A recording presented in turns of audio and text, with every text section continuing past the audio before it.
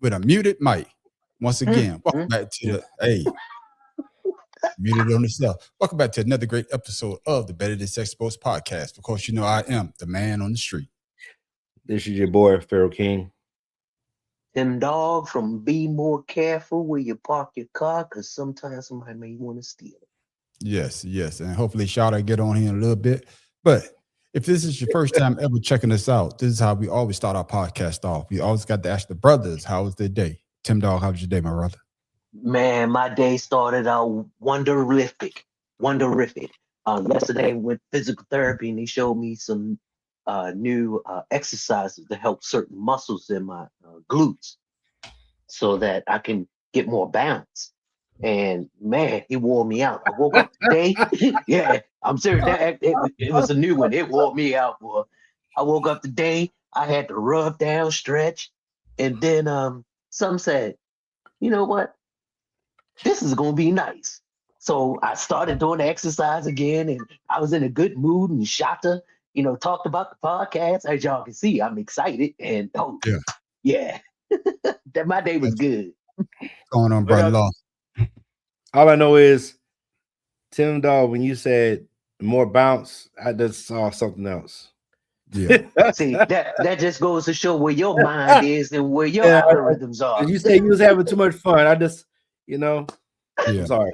Let me reel it back in. Yeah, I'm glad that you're getting some more mobility, man, and keep doing what you're doing, even though it's gonna hurt, but it's gonna pay off later on. Yeah. Oh man, I can sit down and put my squatting. Oh boy, y'all just don't know. Keep doing it to yourself. Yeah, I'm sorry. I know. My main man, Pharaoh King, man, how was your day, my brother? I would say today was pretty good. I was explaining to Tim Dog here, since he wanted to send piggy pictures and shit of me eating. How the time works when it comes to Ramadan, how it decreases in the morning and increases in the evening, so it lengthens the time that you fast during daylight hours. And of course, my dad bought me a sandwich, and it's your stomach shrinks along with that fasting, so you can't eat as much. No matter how hungry you are, you just can't eat that much. So it's being effective. So I say that, but I also add this. I saw the first total ankle done today. I didn't even know you could do that. Yeah. So it was a woman, young woman. Oh, surgery. Doing surgery. So they did a total ankle. So it's not like how they do the hip, where they take the hip off and replace it with a prosthetic, or your total knee, where they cut your bone and they measure everything and put the extra joint in. They actually take the joint and cut out the bone, like the tibia in the part of your foot. I forget what that bone's called. And they insert the device inside of those slots. And then they put you back together. So you still got the bone, your heel and everything, but your joint is actually bolted into your ankle area. And they have to lengthen your Achilles heel and stuff. That was very interesting today. I was like, didn't even know you could do that. Yeah, but technology, man. Hey, you learn something new every goddamn. Yeah, it was like a 5-hour procedure, but Jason Tatum coming back and some new kind of surgery he had. So things are looking good in medical. Like that's my day. Just found something interesting in the medical world today that was intriguing. So that was pretty good. Ain't nothing wrong with that, man. As for me, man, I went to my granddaughter had what was it? Damn, my mind is gone. That's all right. We used to it. Nah, bad. The book thing, man. You the book drive. Book fair. Can't think of book fair. Yeah, she wanted me to come down. Well, she wanted my Kim to come down, but she couldn't make it. So I went down today. Did lunch with her. Of course, she want Chick-fil-A. So I went to get us some Chick-fil-A, and we sat down. And Chick-fil-A. Yeah, I don't get it either. Then we went in and bought her a couple of books and a toy that she wanted. So I really enjoyed my day. Then I did something that I haven't done in 25 years. Man. Grow some hair? No, man. I want to bought me a comic book, man, because I used to love comic books growing up, and I stopped eating about 21, so I went and bought me a couple of comic books. I think I'm gonna start back reading comic books again. I don't know why. Just had the urge to go Tell do me it. buying comic books. You know what I mean? It is what it is, man. You know, he got me out, but I done went online and bought this damn comic book about Michelangelo and the Teenage Mutant Ninja Turtles. I bought me and Jaden the book because of this dude. Yeah, man. So this is the first time I went and bought one. I was thinking about it for a while, but it's the first time I went and bought one. I went to the comic book store today and I bought one. So I bought a couple of them, you know, so I'm gonna be reading. Absolute Batman. That's what it is. Absolute Batman. Oh, yeah, that's the new Batman. Yeah. That's a new series for him. And this is a totally different Batman too. Yeah. So I'm gonna check it. Oh, yeah. Oh, yeah. They got absolute. They're doing absolute of all of the DC characters. Batman is the one that everybody is talking about. So I'm about to get into it. But fellas, man, we got a good show today, man. Hopefully, you know. Yeah. And I didn't really send a specific type of topics today, but y'all know y'all can fall in. Y'all know how we go, man. You know, fellas, we talked about this last week, and we talked about two quarterbacks. We talked about Tua, and we talked about Kyler Murray, and we were saying which one was gonna get released first. And come to find out, it's all about the Cardinals cutting Kyler Murray. They would owe him around $37 million guaranteed for this upcoming season. Another $20 million or so would have triggered on March 15th. But our Jonathan Jones reporting that this move was expected even before the season was over. The league anticipated a release, so no one made a trade for Kyler Murray because they knew that he would be available. So that's where nobody traded for him because they know he's going to be available. Hey, smooth move. I like that. Smart move. But, you know, Arizona still owing $6 million. But Pharaoh, I'm coming to you first. Yeah. If the Arizona Cardinals move on from Kyler Murray, which they're going to do, what does that say about their long-term vision as a franchise? Full rebuild or a quick reset? They on a full rebuild because they're not to be competitive in the NFC West right now. They're the team looking in because the other three teams are doing pretty damn good. Yes. So I would say, definitely they are on a rebuild. And with, like I said, I saw the little reel where the owner threw Kyler Murray out because he said he was too small because he was playing video games and shit. Yeah. He threw him out the window type thing, you know? And it's like, I don't understand why they gave him that money in the first place. You know, I think we talked about that all the time. Like, what did they see, or what do you see as a GM to give this guy, not taking anything from the man, because you know he earned what he gets. Earned every penny that he got, right there. But still, to get that money, I didn't see where he deserved that type of money. So, and now look at him; they got to owe him so much money before, you know, guaranteed money. And it's like, the dude, nobody's trading for him, so who's going to pick him up? I don't see where he's going anywhere. Yeah, and then on top of that, if somebody do pick him up, they only have to pay him the base salary. You know what I mean? Yeah. Yo, Dolly checking us out. They don't have to because he's still getting money from Arizona. Yeah, that's the point. That's the point. They still have to pay him, you know, his base salary. He still get all that money from Arizona. Same question to you, Tim Dahl. If the Arizona Cardinals move on for Kyler Murray, which we already know that they are going to do, what does that say about their long-term vision as a franchise? Full rebuild or quick reset, in your opinion? Well, I'm saying a full rebuild because they got number 3 pick for the NFL draft this season. They got Jacoby Brissett as their quarterback now. So that right there, they don't need to look for a quarterback. I'll get something for offensive line. They're looking at edge rushers and running backs and the offensive line. And to me, it's going to start there with the line. You have to invest in that because without the line, quarterback can't be productive. Exactly. We all know that. So I'm thinking that's what they're going to do. They have Jacoby Brissett, and he's a proven quarterback, and you know he's a vet, so he can sit back there and they'll see how he does. And if he doesn't produce, I'm sure they'll probably trade for another quarterback because their backup is for Brissett, Kendon Slavis. Who the hell is that? Yeah, exactly. Like somebody made up something. Like Dolly just say, like BYU have no choice to keep pace. And just like you say, Pharaoh, because of the NFC South, the way that division is structured, West. I mean, in NFC West, the way that division is structured, everybody on there is playing hella good ball. And of course, they just won the championship from that division. So, Yeah. they're not going to take a step back. But the next question I got to figure out why Doyle is talking about a quick reset. What are they resetting? Well, I guess by getting rid of Kyler Murray and hopefully they don't have anybody other than like a receiver. You can't even count on Marvin Harrison Jr. We didn't even see him all season. Yeah. You know what I mean? Like who what are we resetting? Well, hopefully he come back and chime in. But Pharaoh, check this out though. Has Kyler Murray truly lived up to being the number 1 overall pick, or has his inconsistencies and injury defined his tenure in Arizona?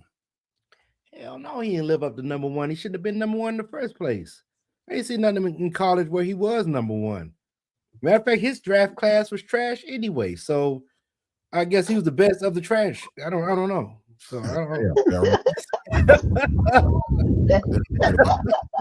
don't know. What about you, man? Do you think that Kyler Murray lived up to being number 1, or would he be remembered as a quarterback that shows some type of flash, but then of course the inconsistencies and then the injuries begin to pile up on him? Because I think he only played like 5 games last year. Your thoughts on it? Kyler Murray, he showed flashes of what he could have been. Yeah. But due to his inaccuracy, because he was a good ass scrambler and throwing the ball when he scrambled, but in the pocket as a passer, that wasn't his forte. And that's what it really exposed, his weakness.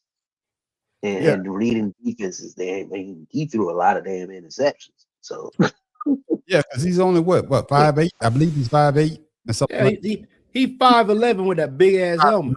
Okay, 5'11", and of course with that big ass helmet. He's not 5'11". That helmet got him at 5'11". Pharaoh, man, you get this. Negro, please. Negro, please. Let me shoot the bad down. But he came out with Daniel Jones. He came out with Daniel Jones, and Daniel Jones ended up having a good season when he went to Indianapolis, but you see how that ended. So he's 5'10". Yeah, he's 5'10". There it is. And what Dollar said, he should have played baseball. Like I said, he was drafted. They say that he would have went in the first round as well. And then Pharaoh, man, I know we're saying all of this, but how much did coaching changes and front office instability impact Murray's development with the Cardinals? Because they kept going through, I guess, offensive coordinator, head coaches, and sometimes that can bear on you as well, trying to learn a new system every year. Well, with today's NFL, and we speak on this all the time, everybody's looking for the now product and no development, right? Yeah. And Kyler Murray didn't have anybody to learn from. They just threw his ass out there, and so he was basically running for his life, just like Tua and others. Yeah. But I would say CJ his first year, but he learned CJ Stroud. But his first year, but then he learned quarterback though. You see what I'm saying? No, but CJ Stroud is a quarterback. Kyler Murray, like we said, he's a baseball player, decided to play quarterback. Exactly. Right. Yeah. So I think a lot of that goes into it too. Like, I can go out there and be all sport athlete, but you always favor one sport that's your best. And I believe he should have stayed with baseball, especially with his height limitations. Exactly. Doug Flutie didn't play baseball. He had nothing else but football. He had nothing else but football. Same thing. So like Drew Brees, he had nothing else but football. So but Drew Brees had a great arm, and like you say, he's an actual quarterback. He could play that position. Right. So like he had those attributes is what make or break a player. Because we could say the same thing about Russell Wilson. Exactly. That's true. That's true. Yeah, but Russell Wilson learned how to throw the ball. He had an arm. Well, Tim, that's my point. Is that you made my point? No, I agree with you. Yeah, you're right. You made my point on that because Russell Wilson is an actual athlete that could, transform whatever. Kyler Murray was too busy running for his life, looking like that's why we called him bobblehead, because he was always running around. And he never really had receivers to throw to. Exactly. Until he got Marvin Harrison Jr. His running backs were dime a dozen with them. So he was put in a bad situation out west with a team that was actually functional before they drafted him. Yeah. And so, Tim Dog, you basically saying that if Kyler Murray, but it sounds like you saying more of the organization didn't put him in a position to win, or did I mishear what you say? No, I would say the organization. He had 3 coaches I'm looking at: Kingsbury, Gannon, and Mike LaFleur. So to me, it's up to the player to want to do it, just like what Nicholas said. You know, if you're not dedicated and want to do better, which we saw him 1 season or 2 seasons make the playoffs, and then that's it, and he just fell off. Yeah. To me, it felt like he wasn't committed as much because the pressure got to him, and when it showed in his game. Yeah, and of course, if you could tell, because they put in his contract that they don't want him to play video games, they want him to watch film. So that tells you right there that you're really not dedicated to the game, Right. like everybody basically Just like Jamarcus Russell, when he came in, he wasn't dedicated to conditioning or anything. He thought he could just go on out there and throw the ball. No, you got to condition yourself. You can't gain weight. I saw something with Jamarcus Russell, and what he said, it kind of makes sense, and it goes back to the organization. He said that when he was at LSU, he had the coaches there that really cared for him. But of course, when he went to the Raiders, he said they felt as though that they just threw him out there with no type of mentorship or anything like that. But it goes back. It goes back to what you just said, Tim Dowd, though. You got to have the determination to get better, even if they're not giving you that leadership that you're looking for. You have to have that self-fortitude to get out there and do it yourself. Go ahead, Tim Dowd. Right. Yeah. Remember, we had spoken about this once before about what should change as far as coaches. What kind of coach should they be? And to me, I remember distinctly saying that we need coaches who care about the young men that's coming in to be impressionable. So I kind of understand what he's saying, but at the same time, just because you don't have that guidance doesn't mean that you can slack off. Yeah, exactly. That's just what I just said. You got to have that self-fortitude. Pharaoh, our next question. I want to shout out Miss Art Dub checking us out on Instagram. Thank you for checking us out, Miss Art Dub. If released, which team would be best fit for Kyler Murray? Skill set built around mobility and spread concepts, or that demands more traditional pocket discipline? Let me go back to Tim Dowd first. Okay. So we talk about that development, and we just saw in Sam Bradford how he can change. Sam Darnold. I always say Bradford. God damn it, Sam Darnold. How he went from the Jets to the Colts, and then he got to the 49ers. He learned how to be a quarterback because he had that help. And then look, he took 2 teams to 14-3 seasons and ended up winning the Super Bowl. So I do believe what you're saying is regardless if you have the commitment, if you don't have the personnel to help you, you can't be successful. Not in that league. Now, so I'm just saying, with that being said, with Sam Darnold, he's a prime example. Like you said, he was dedicated, and he never had a losing season whenever he started. Never, even though he got bumped around. I got something. Let me get in here quick. I had another subject that we want to talk about, but y'all already talking about it. So I'm gonna play this video. Then we gonna come back and talk about it. Then we get back to close it out with Kyler Murray. Yep, Daniel Jones. Y'all talking about Minnesota looking at him. Yeah, Minnesota is looking at him to go there. And if he go there, JJ McCarthy might be gone. But fellas, I had this topic for later on, but since y'all talking about it, let's go ahead and talk about it right now. Here, there was a tweet by Sam Black that went a little bit viral earlier today. He said, Kyler Murray will be released. Anthony Richardson, benched. Baker Mayfield, Tua Tagovailoa, Sam Darnold, Daniel Jones, Justin Fields, Zach Wilson, Trey Lance, Mac Jones, all benched. The NFL has a quarterback development problem. Do you guys agree that the NFL has a quarterback development problem, or is this? There it is, Pharaoh. Yes. All the quarterbacks that y'all called out basically been benched or they've been released. So does the NFL has a quarterback development problem? Yeah, absolutely, 1,000%. Because we watch like these we watch these rookies come in. We've talked about it. We watch the rookies come in. They have no mentor leadership. To come into the league, they expected that college player to come in and take them to the playoffs that first season. In the 17 games, they're not used to playing 17 damn games in college. They play 12. Yeah. So basically, you already answered my question right here, Pharaoh. Does the NFL rush young quarterbacks onto the field too fast instead of letting them sit and learn behind a veteran? Absolutely. Because like I said, You don't put a rookie defensive lineman out there. You don't put a rookie offensive lineman out there. You know, Yeah. and then when they do, what do? They automatically, this guy's trash, whatever the case may be. But he's going up against a veteran and knows how to pick his pocket. Yeah. You know, it's Very like true. it's in any league other than baseball. I'm gonna say that other than baseball, where you can almost get away with putting a rookie in the field because it's just a skill set that you need out there. Not Yeah. taking away from the hitting and the pitching, Yeah. but the physicality of the game and the strength of the game is different with football and hockey. You know what I mean? And basketball. Yeah. So I absolutely believe they out there too soon. Then you got, like I said, the Aaron Rodgers, that got treated when he came in, he got treated like shit, supposedly by Brett Favre. Yeah. And look at other, quarterbacks like Ben Roethlisberger didn't do well, when he had people that was behind him. So, because they said he was a horrible teammate. And Yeah. We all say that. We all say he was a horrible. Oh yeah, I agree. Absolutely, 1,000%. Except for even look what happened to Jaden Daniels. Yeah. Yes, he came in and flourished. But what happened the next season? He We got saw hurt. a guy that was real good, but Yeah. they didn't bring any type of leadership Action. to him so he could develop even better. Just imagine if he had, let's say Alex Smith was still on the team and Alex Yeah. Smith was out there on the field. You know what I'm saying? Yeah. Now you got Jaden Daniels who has this talent that can actually learn from a seasoned veteran like Alex Smith. Yeah. Now his third year coming in, He said rapist. he looks just like what we see in Patrick Mahomes. Exactly.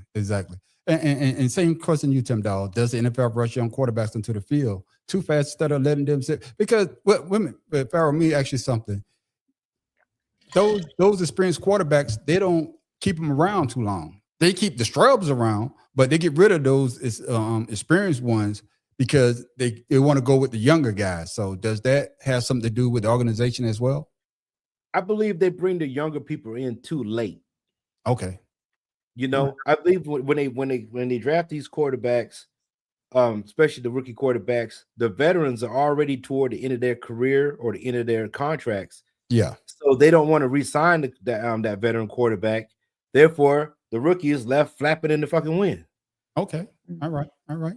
Same question you, Tim Dahl. Your thoughts? I remember back in the day when a rookie quarterback would never start an NFL game unless they were exceptional.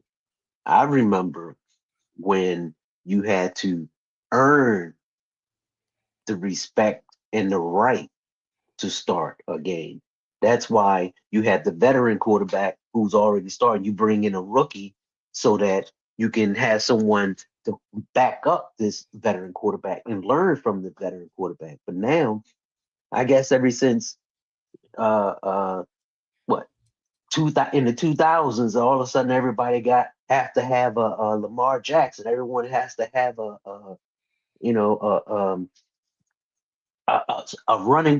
young quarterback that can throw the ball, they can scramble, and it's getting to be where these kids in college, especially the quarterbacks, they feel the pressure of wanting to be better, and it's good when you in college because you have coaches who care, you have parents who are there, but when you become a professional, this is a totally different atmosphere.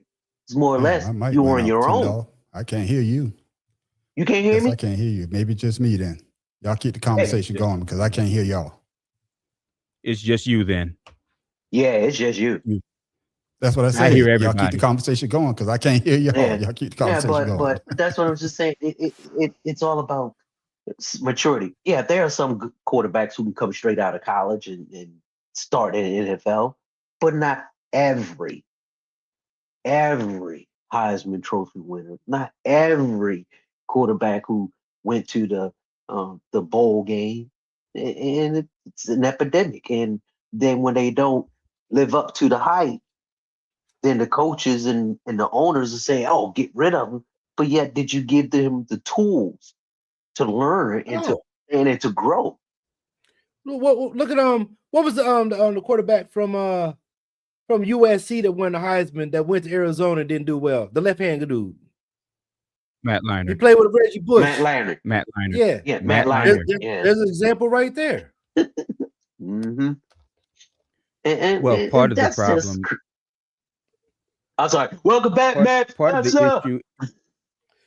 Thank you, sir. Thank you, sir. Thank you, sir. I think part of the problem is the money aspect now. Is remember back in the day, quarterbacks that we even drafted in the first round were never guaranteed contracts like these guys are. They didn't get signing bonuses like these guys do. And to be perfectly blunt, they didn't have the social media hype that these guys have behind them now. I mean, to win the Heisman, these guys have social media accounts that hype up every small thing they do, including if they flip a fucking pancake the right way. So, Right. you know, Right. I mean, Man, that's dead ass. You know what I'm saying? As they say, that's dead ass. I know so that's I right. don't, Yeah. I honestly don't get. I mean, I get why they pressure these guys into trying to be all that in a bucket of chicken wings before they're ready. But again, these teams aren't gonna constantly pour money into somebody sitting on the bench, especially when the fans are going Yeah. to keep on asking what the hell is going on with these quarterbacks. No, yeah, and that's what I was alluding to when, like I said, you know, why would you re-sign a veteran when you had put money into this rookie? I gave you a season for him to teach him, you know what I mean? But who really wants to teach somebody that's going to take your place? You know, I wouldn't. As much as I want to help you, but you're taking my place, and you know, it's like fuck. You know, hey, good luck, brother. I'll see you. You know, maybe when on the next team I play against you or something. I don't know, but just think about it. Most of those kids are just 4 years removed from high school. Most of those kids don't even know anything about. But you see what's new though, Tim. You see what's going on now with the quarterback. Mendoza's a 6-year quarterback, if I'm not mistaken. Yep. You know, Carson Beck is a 7-year quarterback. Yep. You know, so they're coming out later now because they realize that they're trying to let them develop in college at longer times, you know, extending their time to play so they can have like a Jaden Daniels that has 56 starts before he comes into the league. So the game isn't that bad, you know, transitional wise. Cam Moore. I'm going to push. I'm going to disagree with that a little bit. I think the only reason they let them stay in college so long is, and I'll talk about before the NIL, is they're not trying to make them better quarterbacks. They're trying to get winning programs in. And like, look at Mendoza. Yeah, he looked good this year. He really did. But do you really see him? Put him 3 years ago. Do you see him as a number one pick? Even if he had done the same thing that he did this year, would you see him as a number one pick or even a upper first round pick? No, but I believe. Okay, so with that being said, what you're saying that with what I'm going with is it's kind of like a farm program. Well, yeah, but you know what I'm saying? NCAA was always a farm program. This guy, in NFL. Yeah, we're gonna keep him in, in the NIL, but we're gonna keep him in because we want to try to get him more developed before we get him or send him out. I think that's more of a personal thing than someone probably. I think they handpick them, man. I think they handpicking these. But people. the thing of it is, though, I mean, back in say the 80s, you wouldn't have seen a 26-year-old quarterback getting drafted by an NFL team at all. They would have had to make it as an undrafted free agent, although that didn't really exist that way back then. Because I mean, they say but there's you saying yeah, but think about it. Remember him? Who? From Chris Florida Winkie, State, from Florida State, yeah. Right, because he played baseball and then he went back to college. Then but he wasn't the 80s though. He was early, he was mid 90s. He was in the 90s. So I'm just saying, like, you know, because he was after didn't hear about it. He was old, considering Charlie what Ward. we're used to seeing. No, not Charlie Ward. No, I'd say Winkie was after Charlie Ward. No, Winkie was after Charlie Ward at Florida State. Yeah.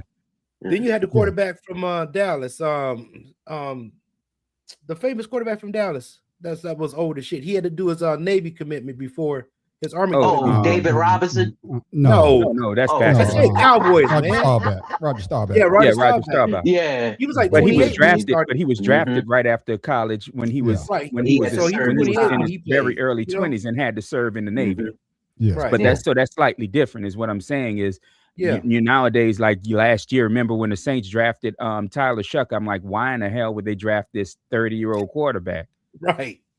Yeah. Like I said, back in the 80s, you wouldn't have seen that because, again, if you didn't get drafted in the NFL, you had one of two options. You can go ahead and do whatever it was you graduated. Your degree got you, because in the 80s, every quarterback had a degree, or you go your ass to Canada. Exactly. Like Warren Moon. Exactly. And- Well, we all know that Warren Moon should have been drafted, but they wasn't really drafting black quarterbacks during that time. So we know how that shit go. So, but fellas, man, I apologize for that, man. Had to change something around here, but here we go again. So we back on Kyler Murray, man. So who could use a Kyler Murray? Or better yet, I want y'all to listen to this statement. And Matt Professor, I'm gonna come to you first. But Monty Jones, he says something interesting, and I was like, I don't understand where he's getting this from. This guy asked him about a bunch of quarterbacks, and Bomani Jones is basically saying that if he had a choice, he would take Kyler Murray. I just don't see this Kyler Murray has fallen off completely thing. Would you rather have Kyler Murray or Baker Mayfield? Ooh, that is interesting because they're both starting quarterbacks. Would you rather have Kyler Murray or Bryce Young? Kyler Murray, not even close. Would you rather have Kyler Murray or Jalen Hurts? I would rather have Kyler Murray. Would you rather have Kyler Murray or Brock Purdy? Ooh, okay. I would rather have Kyler Murray, but I can't confidently say he's better than Brock Purdy. And that's because this Brock, even if I can acknowledge he's better than I ever thought he would be, that'll mean I want him. Would you rather have Kyler Murray or Bo Nix? Kyler Murray. You know what? I think the way to play this game is where it gets fun is if we plugged Kyler Murray into some of those situations that we're talking about. For example, if Kyler Murray were the quarterback of the Seattle Seahawks, how much different do you think the results would be? If Kyler Murray were the quarterback of the Denver Broncos, how much different would the results be? Matt Professor, you heard what he said. Was Bomani Jones talking out the side of his neck when he said he would take Kyler Murray over Hurts, Purdy, Young, and Bo Nix? Yes, without question. Yes. Hell, he said the shit over Bryce Young. I wouldn't pick him over Bryce Young. I don't know if Kyler Murray if he's on Kyler Murray's payroll. And y'all know how I feel about Bobblehead. I think he's an all right quarterback. But here's the thing about every single quarterback they named, maybe with the exception of Brock Purdy. Between their first, second, and third years, they showed a lot of improvement. Kyler Murray has never shown that. He hasn't, which is why it actually surprised me that he actually got the starting job back once he came back from injury last year. Yeah, I think Kyler Murray his problem is his stature, and he had a perfect game for college. He didn't have a good game for the NFL. And the only team I'd see going after him right now may be the Raiders. And if I wanted to add a second team, just to add a second team, the Browns. That's it. Yeah.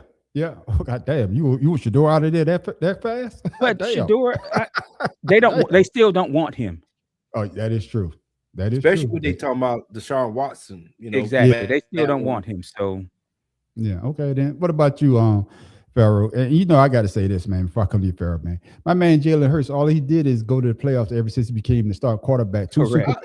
And a goddamn Super Bowl victory. That's why I'm saying Bomani talking out his ass, bro. I don't know what the hell he's on. Like I said, man, he got knee pads for somebody because goddamn. Right. And then at least all those quarterbacks that he named, I don't think Kyler Murray even made the playoff, if I'm not mistaken. Once. I think they made one time. Mm-hmm. Okay. Yeah, but that's the point. We made that point with Sam Darnold. Sam Darnold, you telling me you're going to pick him over somebody that just won the Super Bowl? Right. Yeah. Nigga, stop it. Right. So, honestly, man, I don't see Kyler Murray going on any team, man. He swallows. I don't see anybody. He like Manfred said, it's his statue, man. In this game today, if you're not at least 6'4", it's and strong too. Like he can't do the tush push. What the fuck we gonna do with him? Right. underneath the car? Because he They can't go toss his over ass the over there. Toss his ass over there. Yeah, there you go. Pick him up, bro. But you know, like, what are you gonna do with this dude? hey, Other Pharaoh, than sitting him in the shotgun all game, you can't put him under center. Exactly. yeah. That's You know, why I so said I his don't- game was better for college than the pros. Yeah, Yeah, because yeah. He I can't do don't the know. touch push, He should've and you stayed know with you can't, baseball. That's and you all I'm can't saying. toss. Hey, that's his next team. Some baseball team. Get your ass out the NFL. That's how I'm Yeah. looking at it. They can't do the touch push, and we can't toss them because you know you can't toss little people no That's more. right. So they don't like it. Oh, so- and they'll I get a saw- touchdown I every saw- time or first down. I And saw toss an it, man. Asian midget the other day, and I tripped the fuck out. I had never seen that before. little Huh? person, man, little person. Man, fuck that midget. I saw an Asian midget the other day and tripped the fuck out because I had never seen one before. I got What do you look like? Exactly. Exactly. Straight on the damn rocket. That's the Mad Professor at the Mad Professor on YouTube and Instagram. Make sure you get it right. All right, all the little people, y'all go get his ass. Tip Dog, man, Oh, the same my question, man. Was Ronnie Jones talking out the side of his neck when he said that he would take Kyler Murray basically over all the quarterbacks that are basically proven that they deserve to be in the league? Your thoughts? Well, before I answer that, let me go back to the question of what team would take Kyler Murray? Pittsburgh Pirates. Yeah, I mean, They need a shortstop. Well, he was a pitcher. I'm Oh, about to say he's trying to damn. bring up his stature again. It must be Bobby Boucher. That's motherfucking stupid. Go ahead, Tip Dog. What's your thoughts, No. man? Oh, man. First of all, not only is he talking up the side of his neck, he must have been drunk too, because Brock Purdy, 6'1", Jalen Hurts, 6'1", Bryce Young, 6'5", Bo Nix, 6'2", Kyler Bryce Murray. Young is not 6'5". Well, you need to tell somebody that then. Anyway, Bryce Kyler Young Murray. is not 6'5". No, Hey, Bryce he's tall. Young is He's 6'2", taller. 3 maybe. Hey, but he's taller than Kyler Murray, 5'10". Everybody's taller than Kyler Murray. Shit, my daughter's taller than Kyler There Murray. you go. The problem being he can't see over the line, even if it Yeah. is a good line. Yeah. That's why he can't go under center. He got to start in the shotgun because he No, got. that's why I said that shit. Yeah, there. He got to jump up and see what's up there on the defense. Well, And- I'm gonna and tell you what. When Kyler, I'm sorry, Bryce man. Young is Oh, 5'10". When man, Kyler like I Murray said. last year said Oh. that he'd rather play video games than read the playbook Is and it? learn his defensive Yeah. sets, I'm like, dude, don't have long for this damn league. He just don't. was And I trying to don't know. say, didn't- And you know what? I don't know if that was the truth or not, because that there was a lot of conjecture in that. But the fact that somebody put that out there, I don't think they was just trying to damage his character, bro. There has to be a reason behind it. It's like all the shit with Zion and food. There's something behind it. Yeah, but Matt Professor, they had to be some truth to it because they put it in his contract That's how y'all that throw they don't want him Zion playing food. they don't want him playing video games. They want him Right. in the playbook. And So that's what they I'm have to saying. be some validity to it, like you just said. Yeah. You know what I'm saying? It's just one of the things when I heard this, man. And y'all know Jalen is my quarterback, even though Yeah. that he's sometimes he's unorthodox and he doesn't turn the ball over. And of course, a lot of people want him to pass the ball more. But if you get a Kyler Tiff Murray, rode a little with- fast with- ass. yeah, you get Kyler Murray with that offensive line, they can't do the tush push, which is one of their key plays. He cannot be getting out of the pocket because he's always getting hurt. And just like y'all just saying, even with Jalen Hurts, he does put in the work. Even if it doesn't look pretty, he makes the right play. And I think that's what you want on He your can team. read defense. Man on the No, I'm- street. Yeah. Man on the street. We are talking about Jalen Hurts, who has a Super Bowl win, when there's Yeah. 31 other quarterbacks that didn't have shit. And there's no reason to defend him. I'm just saying. I'm just You know, trying. he's I'm just trying to himself. equate. No, I'm just trying to equate. Yeah. Why would you say something like that for a quarterback that hasn't won anything? You know, that just No, I we agree. can say with Dak Prescott, even though he put up the numbers, but he hasn't won anything. Exactly. But yet, Kyler Murray, and don't get me wrong, I like the Mad Professor with that. You know, I like Kyler Murray. You know, I like Bobblehead. Bobblehead got me a couple of victories last year, but he can't stay on the field. Lately, he can't stay on the field. So Wasn't getting you many. Yeah. He started Now, see, at the that's the bottom. question though. Can he Bobblehead or stay? Dak Prescott? I noticed he ain't never asked him that. yeah, exactly. Oh, he would have said Dak Prescott. He probably said Dak Prescott. Yeah. Well, Yeah, that definitely. Roadrunner. Yeah, with that You being know said, what? man, I would love to have Dak Prescott if he played with Washington because I know he can get the job done. job done. He just needs a Exactly. better. Until He the just needs something playoffs. better. But Sub him out for the while playoffs. he's in Dallas, it's just like Congress. He ain't gonna get shit. He ain't Right. gonna get shit. And now Gotta this guy change ain't up. Gotta and now change this up. guy ain't gonna get shit either because he just been released. We've got breaking news out of the NFL. The Patriots are releasing wide receiver Stephon Diggs after just one season in New England. That's been confirmed by our Jonathan Jones. We've got breaking news out of the NFL. The Patriots are releasing wide receiver Stephon Diggs after just one season in New England. That's been confirmed by our Jonathan Jones. The Pats will save just under $17 million in cap space with his release. Diggs led the Patriots with 85 catches for just over 1,000 yards and 4 touchdowns last season. He'll now enter the new league year as an unrestricted free agent. With that being said, Dave Farrell, what does it say about the direction of the New England Patriots if they move on from Stephon Diggs after just 1 year? Rebuild mode or front office miscalculation? That was a dumbass move on their part, regardless of his little, antics off the field. That was a dumbass move. They got you to the Super Bowl with a subpar quarterback. What the fuck are you thinking? He led the team in catches. Who else gonna catch the ball? Like, what else do you have? So, you know what? Thank you, Patriots. T.O.'s He needs to go somewhere else. And, regardless, I don't like the Patriots anyway. Let them fuck up. Yeah. With that being said, Matt Professor, was it a miscalculation on the Patriots' part by bringing in a Stephon Diggs? I'd say just a little bit of one, only because they thought they can control him. And if you bring somebody in, and Matt Vrabel, I mean, he's proven himself to be a better coach than we'd give him credit for, and I'm still not going to give him a whole lot of credit. I think the team outperformed his coaching. But when you bring in somebody like Stephon Diggs, you know what you're bringing to the table. It's just like Doily said, if you bring in T.O., you know what it was going to be about. You was going to get a receiver who demands perfection and excellence from your quarterback. He wants the damn ball. Get him the damn ball. Stephon Diggs is exactly the same. I mean, look, and Stephon Diggs is a difference maker. I don't give a shit what nobody says. I mean, look at how Buffalo's offense fell off without him this year. Man, I hope we go to the Ravens. Nobody can ever say that it was him that did it, that made what's his name an MVP candidate 2 years running, winning one in the running for that first year. So Stephon Diggs honestly, I'm not going to say if he shuts his mouth, he can set his own contract, but he can still set his own contract pretty much. He still has a lot of football left, unlike his brother. Exactly. Yeah, exactly. Tim Dow, what you say about it? Miscalculation on the Patriots' part by letting him go? Oh, definitely. And I'm sure, his attitude probably paid into it. Mike Vrabel, probably one of them coaches who want to have a handle on every player.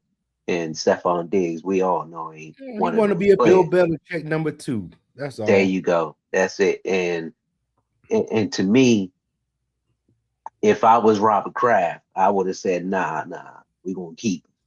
But, hey, Vrabel is, in the pocket. And so, man, shut up.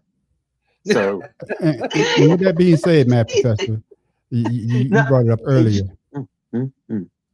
If Diggs hit the free agency, does this hurt his value around the league or make him even more motivated for a statement season next year? Both, because like I said, he's always had that attitude. Even when he was with the Vikings, everybody like, oh man, if he could just shut the fuck up, he can get out of his own way. He'd be a first ballot Hall of Famer. And I mean, that's carried with him. He's kind of like Mike Thomas for the Saints. When the Saints cut him, everybody knew nobody was ever going to sign this dude again. Yeah. But Stephon Diggs isn't a locker room cancer. He just speaks his mind everywhere else. So unlike Mike Thomas, who spoke his mind everywhere, including in the locker room and causing issues, I've never heard of Stephon Diggs causing issues between his teammates. They just don't like what he says. And I mean, you can take that as an issue between teammates. But yeah, like I said, I think wherever he goes this coming season, he gonna kill, especially if they got to play the Patriots. He can run the league into the ground. Yeah. There's a go to Baltimore. To piggyback off what Matt Fresh said, I believe he's that way because the teams he's going to, they have nobody else. Yeah. So it feels like he's obligated to do the things he's doing. Because think about when he was with the Vikings, they wasn't doing shit. It was just him until they got Jefferson. But by then, he was on his way out. He was always, And, then when he got to Buffalo, they ain't have nobody. Right. Yeah. Nope. And then now all of a sudden we got other players around. We can let him go and save us some money, get us some running backs. Not realizing those other players are good because of the coverage Stephon takes away. And there it is. Even the tight end was getting passes because of that situation. Now you go to the Patriots, you get to the Super Bowl with 2 seasons with this dude, and now all of a sudden you want to cut him because you can't deal with him. Hey, somebody else is fucking. We say somebody else's one man's garbage is another man's treasure. It's about to happen. Yeah. Tim, your thoughts? Man, let him go to Buffalo again. Let him go to Buffalo. Let him go. Two times Buffalo a year. because they can't have that attitude. You already got Allen with attitude, and of course, and of course he was calling Allen out. That's the reason why they let him go, because he was calling Allen out, but they was losing in the playoffs every goddamn year. Exactly. That's why Allen was crying this year when he lost. But he's like, man, you know what I'm saying? Get out of here. I wish I had Stephon Diggs. Out of here, man. I wish I had Stephon Diggs. Shawty must be smoking that good shit. Well, speaking of somebody that's not coming back, Pharaoh King, your players one and done as well. About Deebo Samuel not expected to return to the Commanders. Very interesting situation now with him. Do you guys think the team should still want Deebo Samuel as it is? Oh, there you go, Phil. Did Washington fail to maximize Deebo's unique skill set as a hybrid weapon, or has his physical style of play started to take a toll, Pharaoh? I've been curious about this for a couple of days now. And I would say, I don't know. I think because Kingsbury is gone, there's nobody that's going to be able to to be able to utilize him. And plus, we didn't have they didn't have Jane Daniels on the field. Exactly. So a lot of the players were hurt, especially when old boy went down to running back. So I think, like you said, I think they failed to maximize what he could do. But throwing the ball behind the line, screenplays, it's not going to maximize the player's potential. That's the dumbest play. I keep telling you, that's the dumbest play in the NFL. Yeah, it's a long handoff that's just waiting to get picked the fuck off in the air. You know what I'm saying? I hate it. Yeah. So I just think they failed with him, and he wanted to play there. So that's on them. I think Dan Campbell, not Dan Campbell. What's his name? Dan. What's his name? Dan Campbell. His name Campbell, right?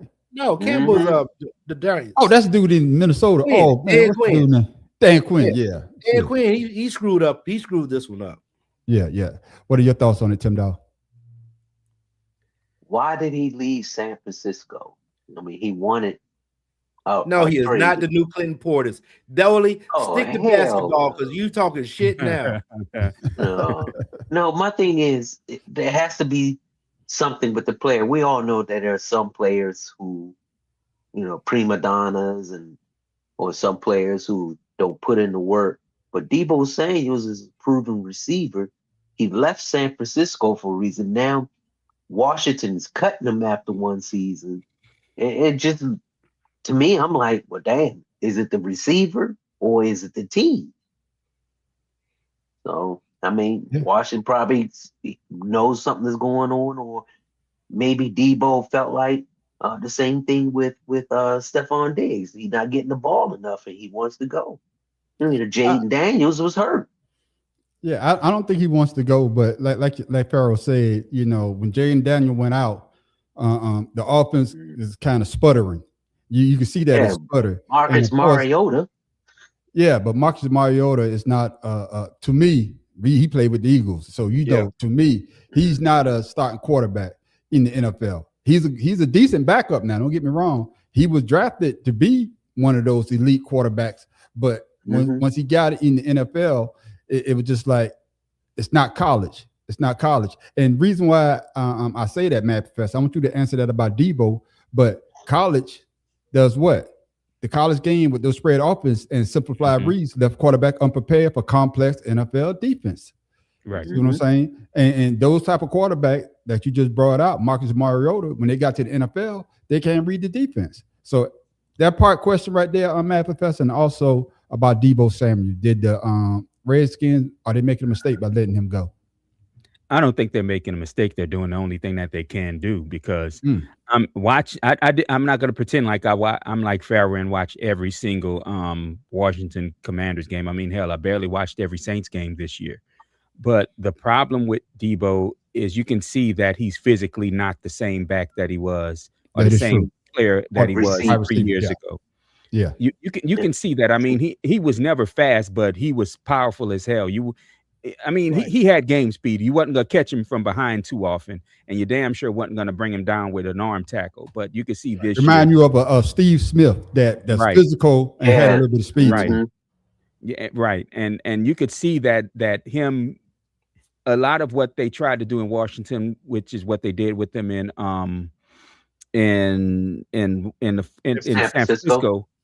It's kind of like I said, it started to take its toll on him. I mean, it's just like Barry Sanders toward the end of his career. You could see he didn't have that snap that he used to have early on. And I think to be honest, Washington probably was a bit disappointed in the price they paid for him. I mean, hell, but Washington just did that the last couple of years. I mean, hell, look at the big trade they made with New Orleans to get Marcus Lattimore just to cut him after a year and a half, basically. Yeah.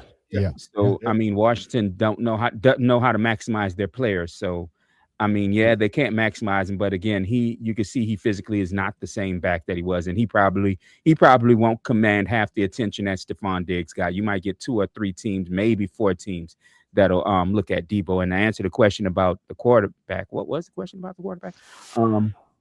Basically that, we talk about Mariota, and damn, I just deleted the damn question. That's the problem. That's the problem I've always had. That's the problem I've always had with the run and gun in college. It don't prepare you for shit in the NFL. It just doesn't do it. That's why Georgia, Alabama. Because he know that because Kelly screwed up his team. Correct. Eagles with that bullshit. That shit don't work in the NFL, and that's why I said what I said about Kyler Murray. Is his game is better suited for college more than the NFL. In fact, he may have success in Canada because Canada still does run and gun. Exactly. Yeah, and the field is much wider too. So, like I always say, they're always and longer.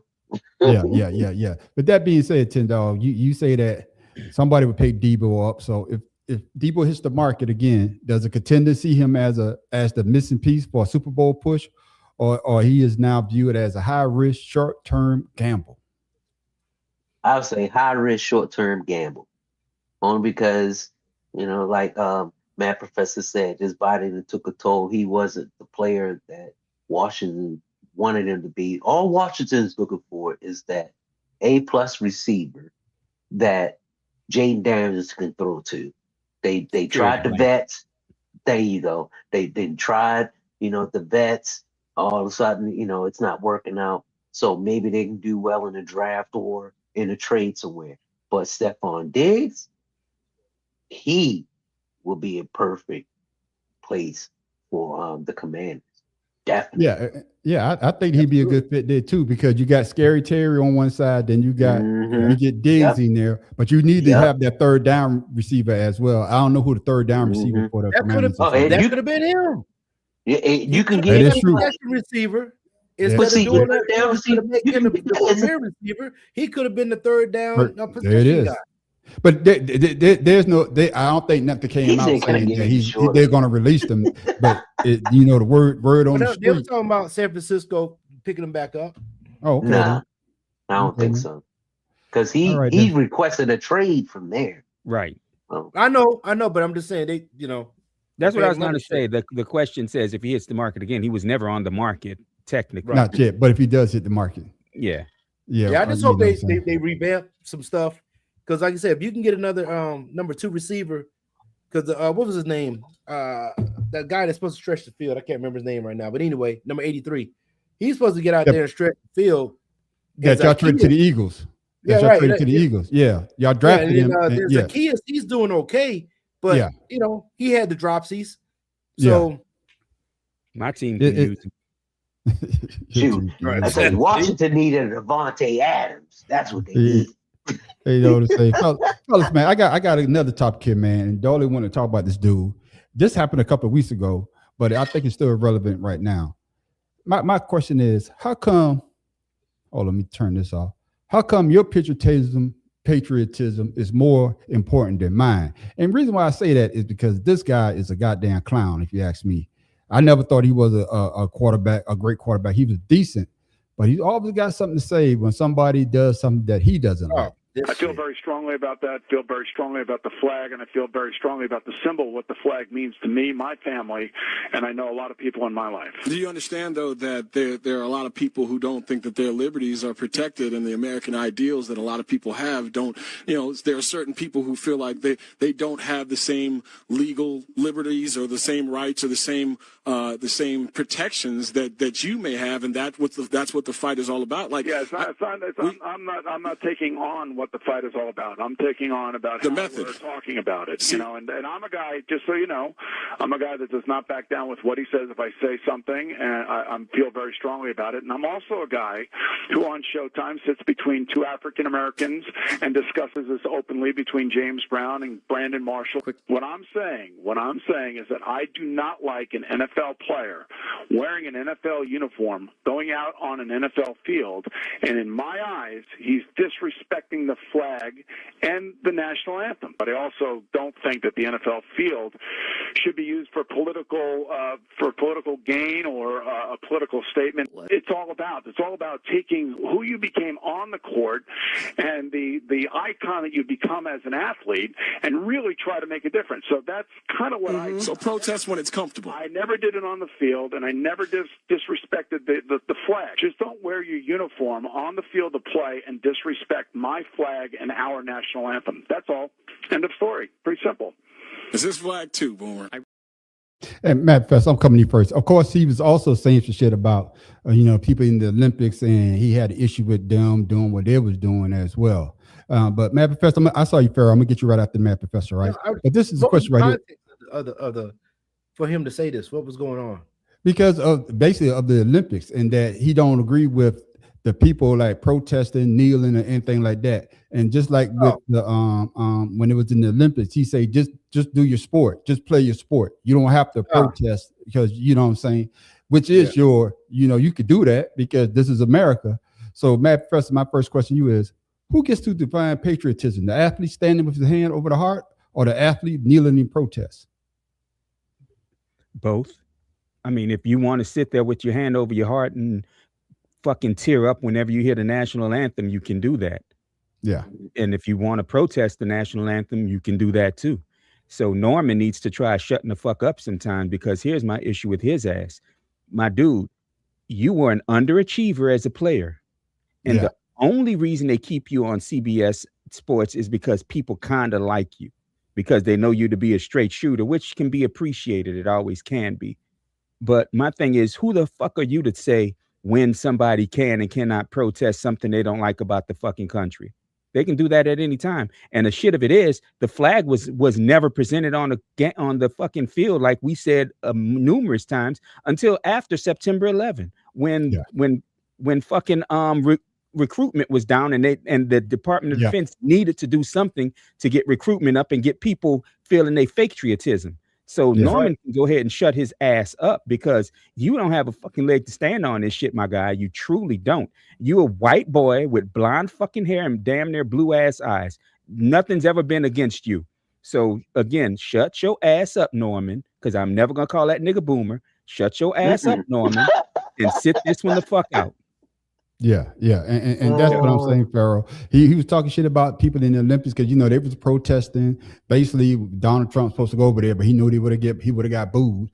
But then he was also talking about, that's my flag. And same question, Pharaoh, who gets to define patriotism? The one who puts his hand over the heart, or the one that kneels? Once again, he doesn't know his history. We talk about it all the time. There's more black people shed blood for this country that got shitted on a daily basis. The Vietnam conflict, the freaking Korean conflict, Every war World that War this II. country has had since the Civil War, even the Revolutionary War, black people have been shit on. They had to go to Canada just to get some type of equality. So until he understands the history of fucking United States and how it came to be and who actually made this country what it is, because like I told you last week, like we was talking about it, the culture of America is black culture, and black culture has became the culture. So don't fuck with people because you think this is how it should go because you have the privilege that black people has provided for you. And matter of fact, dumbass, the first 3 that went in this new conflict were black people that died for people that don't even give a shit about us. So until he understands the history, kiss my ass, miss me that bullshit. Yeah, and you notice how he say I sit between 2 black guys. You know, I got that black. They always say that. Friend. Exactly. That's what I thought. 57 says the same thing. You know what First that of all, means? he said You don't give a African-American. shit about us. You know, I don't consider myself Mhm. African American. I don't know anything like that. I'm an Yeah. American that happens to be black. That's who I am. That's it. Tim Dog, your thoughts on what Norman? Norman said. There you go, man, Professor. Well, first of all, Norman grew up in Long Island. So, in a part of Long Island where people had money. His mom passed away when he was young from cancer. So he grew up with his dad. His dad raised him. Now, I'm sure his dad probably, put some ideology in his head, or by him being blonde hair, blue eye, he thought that he was the James Dean or this Karamesnik quarterback. I said that all wrong. But anyway, he had a privileged life. So he doesn't know what suffering is. He doesn't know what the other part of America lives. So in his eyes, there is no other America. He knows black people, but he don't know about black people. Yeah, that is true. That is true because it's just one of those situations that when you hear stuff like that, it's just crazy. And coming back to you, Professor. Thank you. I appreciate the that. American flag stands for freedom. Shouldn't that include the freedom to protest, even when it makes you uncomfortable? It should be. The right to protest is most valuable when you're uncomfortable, because the same fucking people that sit there and whine about it, they don't have shit to say when it's our caucus brothers that sit there and talk about black people or people they don't like, or Hispanic people or anybody else they don't like, and you don't hear Boomer talking about them at all. So again, Boomer can blow ass. Or Norman, I'm sorry, I called him out his name. Norman don't give a shit when it comes to the protest that he don't see issue with, because I noticed he didn't say a damn thing when the kicker for the Chiefs said what he said last year. He didn't say a damn thing about any of the Buckner. Yeah, he didn't say any bullshit about what the San Francisco defender that King don't like, his brother. He don't say shit about them, but he says shit about this. So again, Norman can blow ass, bro. He truly can. Yeah, and like he said, he a straight shooter, and then he'll say it to his face. I'll tell his ass to his face. Yeah, and I was about to bring that up too, Pharaoh. They always seem when it's somebody that doesn't look like them, or it's an issue. But if I say the same thing that you feel in the way that you think, there's nothing wrong with that. Go ahead, Pharaoh. Well, you see that when we post stuff and we get the comments. Oh yeah. When we get our comments, it's all of a sudden we're the retarded ones. We're the ones that don't understand this, that, and the third. But then again, you don't know what it's like. You don't know what it's like to wake up every day. Like, my supposed friend in Florida that I grew up with always has something slick to say, something sarcastic to say, but you never have any substance behind your comments. It's all sarcasm. So with that being said, like I said, you got to check them. You got to check these people every now and then. People don't know rules and regulations for one. Everybody is always opinionated when they talk, and that's why we always have to be 10 times better than the people that we go up against, because we always got to know the rules and regulations so we can fight words with words, because they never can talk you down if you're smarter than them with the words. And if you notice, all of us here, we read, we research, we understand, We talk the language better because we have to be better. Yeah. So exactly. with that being said, I don't take offense to anybody anymore because I know I'm better than they when we come to something. I don't have to explain ourselves. And person like Norman, as we're gonna call him, he had, like I said, he had the life of privilege that Tim Dog said. These are fights that he doesn't know about. These are only things that he's heard and he's never supported. Yeah. So with that being said, he missed me with the bullshit. Keep it moving. Yeah. I never liked him as a quarterback anyway. Shit, he lost the opportunity to go to the Super Bowls. Get out of here. Yeah, and with that being said, Tim Dog, just like Pharaoh said, you know, and I think we can all agree, if you feel some type of way, who am I to tell you that you're wrong? That's the way that you feel. Okay, we can agree to disagree. But for some reason, these type of people, no, I'm right. No, what the way that you thinking about, no, that's wrong. No. But the U.S. was built on what? Freedom. Freedom of choice. Freedom of what you want to do. No. The United States was built off of non-consent. None of us consented to how this place was built. We built it. We're reaping. I'm talking about the way that they say that it's built on freedom. I'm not saying okay. Sir, I'm not going down. Right. I'm saying what they say. Okay? All right, my bad, man. He took it to another show. But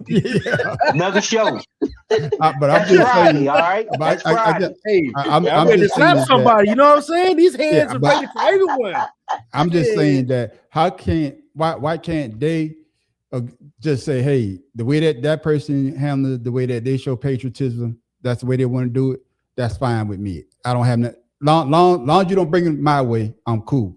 But just it seems as though that if you're alongside people that you know are having the issues, just be supportive. You don't have to be out there with them. Just support the person that you say is your friend. That's all you got to do.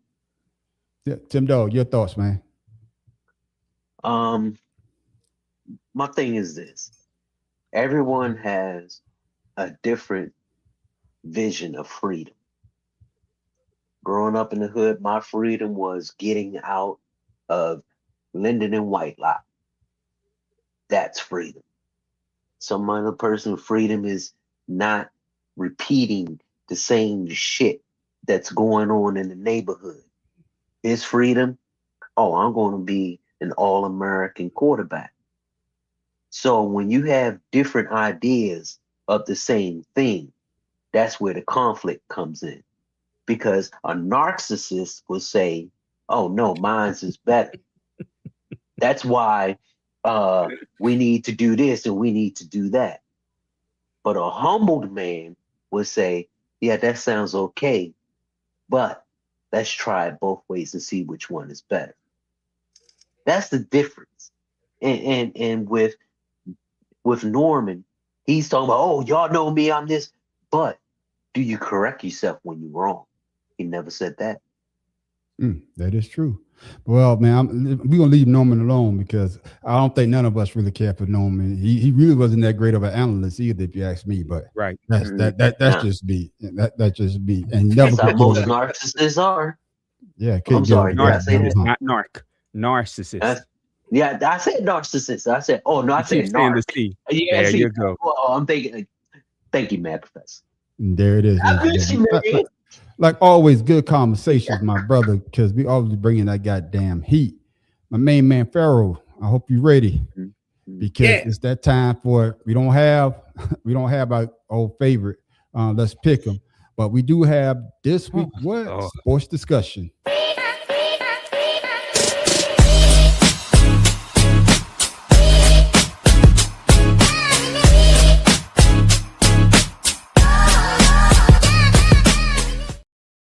What you got for us, Pharaoh? You muted, Pharaoh. Does that thing, man? My stuff goes mute. Let's see if I can share the screen, man, real quick. All right. This is an image of this individual. I don't know. Can y'all see that? No, there's nothing. Just plain white right now. Really? Yeah, just y'all know who Dave Winfield is, right? Yeah. Chicago Cubs, I think it was. Yeah. No, that's Andre Dawson. Dave Winfield Hey, was like with Minnesota, Mhm. Yankees, The Twins. Okay, yeah. the Oh, Twins. Big there black. it is. You All got right. So yeah, there you go. Wow, damn, that shit's small as hell. What the hell? it. That what she said. Anyway, I got. Oh, dang. so we're talking about greatest. That Oh, shit's dang. small as hell, ain't it? Man, my pixels is jacked up. Yeah. Hey, the hell with it, man. Stop sharing that shit. Man. Let me get my Oh, magnifying shit, man. glass. Pharaoh, you took it out too soon. Now I know how to get us back. Ah, man, Damn you it, just man. happened last time. Oh Lord. Gotta get us back, man. Oh Oh Lord. shit, Pharaoh, you I done fuck said up we- the damn street. See, I that's said- fucking Pharaoh, what Now, the fuck you Pharaoh, did? now Pharaoh got us looking like your boy with the world's smallest penis. God, man. Pharaoh, let me take shit off, man. You don't fuck Oh, around my with this bad. shit. Nah, I just hit nah, stop sharing screen. That's all I did. There we go. All right, there we go, Oh, man. my God. Goddamn, Pharaoh. There we Hey, go. don't do that again. That's a damn shame. That's a damn shame. Anyway, listen, man. So Dave Winfield, man. So this is like I said, this is about the greatest athletes, right? Greatest athletes. We have our, we have our Bo Jacksons and Deion Sanders and Steve like that, whatever, right? So Dave Winfield, the reason I picked him was he actually one of the players that actually got me interested in baseball, coming up in that era. Mhm. So he was born in St. Paul, Minnesota. So he's from there. I think he was born in 1951. I think in 1961, that's when Minnesota actually got the team. Okay. But with that being said, he and his brother played baseball and basketball in high school. By the time he was a senior, he became, he was 6'6". He grew up to be 6'6". But he was drafted by the Baltimore Orioles out of high school. But he foregone that. He forgot he didn't do that. He ended up going to Minnesota, University of Minnesota, and with his brother, and they ended up winning the College World Series. He also played basketball. And no, not the College World Series. Basketball, he won championship. In baseball, they went run down because he was a pitcher, but he played outfield. With that being said, coming out of college, he also played for a professional team in Alaska. So while he was in college, then he became a 4-time Where's the draftee. discussion in this? Yeah. Where's the discussion, Pharaoh? That's what we trying to figure No, I'm out. saying I just want to set it up. So 4 Man, times. he's leading up to it. times. Come on now, y'all. So with that being said, he got drafted by the ABA, Keep on the going. ABA, the NBA, the NFL. The Minnesota Vikings drafted him, even though he didn't play football. And then Minnesota drafted him. With that being said, you consider him one of the all-time athletes because he's one of 3 that got drafted into 4 drafts, first rounds. In 4 drafts. Who do you consider to be one of your favorite or all-time athletes? I said that's my guy. Is him. Okay, Dave so Winfield, because he was drafted by 4 teams in the same year. You know what? So- Me, it was Bo Jackson. I'm sorry. I love me some Bo. But So that was me. Just make this. I got to make sure we get it understanding. So the discussion is, if you're talking about the top athlete, and you talk about what would be considered a top athlete from a sport or what they achieve, because of the fact that you saying that Winfield got drafted by four different professional leagues that he had a choice to go to. Right. So with that being said, when you look at athletes, what would you consider to be that type of great athlete? And you just say A lot of Bo people don't Jackson. know, right? But his history. I got you. So he was the first time, Hall of Fame ballot and all that stuff. So for me, Dave Winfield was always that dude for me. That's what started me into watching baseball. I got you. And Tim Dog, you just say Bo Jackson because Bo Jackson played football and baseball. Yeah, he wasn't just football and baseball. He played basketball as well. So, but he was just so casual with being an athlete. I'm sure he probably could have excelled at anything, but he was so humble that he just played those sports and was never braggadocious about it. All-star in both fields. There was only one other person ever done that. Yeah, to be considered a great athlete, all stars in sports right now really doesn't mean that much. It just means that this was in the 80s and 90s. Now I don't give a damn the 80s or the 90s. That just means that you're basically a fan someone favorite. that the fans, fan favorite. Yeah, but you don't become favorite. a fan favorite for doing nothing. Well, Sometimes you do. Too. Yes, sometimes you do. Like who? But Oh yeah, Baker. Baker. Yeah, Baker Mayfield. Yeah. With that being said, Matt Professor, with those criteria, who would you say would be your top athlete if you're going by the premises that Pharaoh King just put out?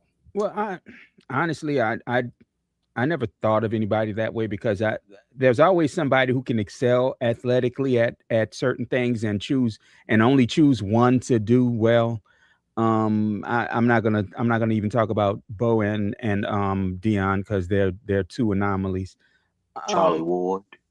I would say I was gonna say Charlie Ward at one point because I think he would have changed the game of football rather than going to basketball the way he did. But to bring up somebody older, as old as Dave Winfield, I always, as much as he played for a team that I didn't like, I always like watching Ronaldo Nehemiah play and run track.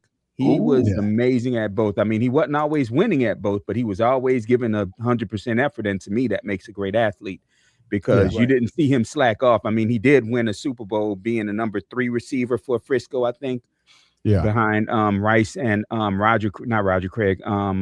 Taylor. But I always thought that he was one of the greater athletes that most people don't know about. Okay. Yeah. You know what? Since you said that, Matt Professor, how about Darryl Green? Yeah, because he has another one too. Yeah, and you say Nehemiah didn't stay long because them hits got to his ass. Yeah, they got to his ass. They got to. He got the fuck up out of this. I think he only played 2 or 3 years. Yeah. But I also have a twist though. I got a little twist to this because being an athlete, it's not just about being human. Would you consider Secretariat to be the all-time greatest athlete? No, because what else horses do? No. Yeah. Yeah, he was just running around the track. They don't do shit else. He still got to train. The horse got to train to run. He do equestrian. And don't get it wrong. Don't get it wrong. I loved watching Secretariat, but the greatest. Did he join the horse show? Yeah. It's just like saying, man, that Falcon flew at 150. Is it one of the greatest? No, man. No, it ain't one of the greatest. They didn't catch that rabbit. I guess Secretariat he did get what? Once he got done, they put him out the stud. So Jesse Owens, thank you. Yeah, Jesse Owens. He was more than just a track star too. He played football. Yeah, but like I said, there's so many great athletes out there, that it's hard to put them in a box if that's the perfect phrase, because some of us see different things that we will consider a good athlete. Just like you say, Pharaoh. Just not on the field. What's the guy that used to play? I think he used to play for Tennessee, but now he was a Rhodes Scholar. He was a Rhodes Scholar, but now he's like some type of surgeon. I think his name was. Yeah, now he's a surgeon. You know what I'm saying? Yeah, he played for Florida State in college. Yeah. I think I'm just saying though. I think that is his name. Yeah, I'm just saying, that could be considered an athlete because you got to use your brain. You got to use your brain, and you trying to play football too, a sports that if you get too many hits to the damn head, all that knowledge you have is gone. If that's the case, we can talk about Dobbs. Yeah. Oh, that motherfucker smart as hell. Yeah. Yeah. I don't know if you guys said it since I joined so late, but rest wherever the hell you gonna rest Lou Holtz. He did? Yeah, he died today. He died. Oh shit. Maybe resting pissed then. Right, exactly. Shit. Yeah, exactly. Hey, fuck him. Hey, I'm telling you, man. Once you show me, I'm gonna tell you like this, man. Once I see that you show me your true colors, fuck you. Once he was saying all the shit that he say, fuck him. You know what I'm saying? That's just the way I feel about you. Because they probably gonna say the same shit about me when I die. Fuck him. So fuck him wherever he go, and hopefully he going to the place where it's hot. Man, I tell you what.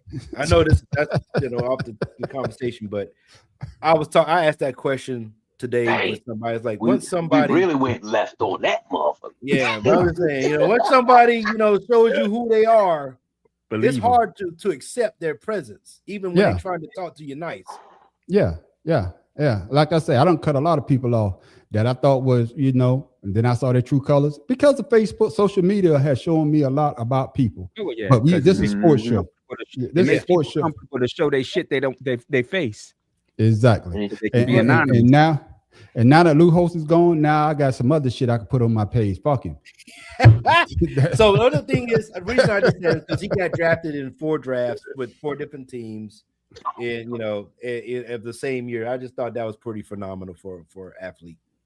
Yeah, and just like that's why one of my favorite players, Allen Iverson, actually said he was better at football than he was at basketball. Hey, y'all forget Brian Jordan. Yeah, Y'all forget Brian Jordan. Y'all forget all about Brian Jordan, number 25 for the Braves when he played number 25 for the Braves. But there it is, ladies and He was gentlemen. also, with the Falcons too. Yeah, exactly, man. But like I say, it's the way that you see a true athlete, and I think we all got different criteria when we talk about the greatest in our minds at a true. What's the other guy that way back in the day though played football, basketball? Oh man, I think he won a bunch of Olympic medals too. This is way back in the day, man. God damn, I can't think. What's his name? The Native American. Jim Thorpe. Jim Thorpe. Yep, the Native American. Yep, Jim Thorpe. I think Ernie Mills, and you had Jim Brown. Yeah, I mean, you got true athletes out there, man. There it is, my brothers, man. For this week's sports discussion, man, Pharaoh, it took you a while. You got there. Yeah, I just wanted to set it up for you guys. I wanted to be a Tim Dog 2.0. Yeah, it took you a while, Pharaoh, but what, Pharaoh, I believe you. And from the man on the street, he just a little slow because you didn't just present an idea. You presented a discussion where we could all contribute and add on to. Tim Dog, get off on Pharaoh's nutsack. I was gonna say that. I'm not Not right, bro. You know what? Right. No. We haven't said this in a while.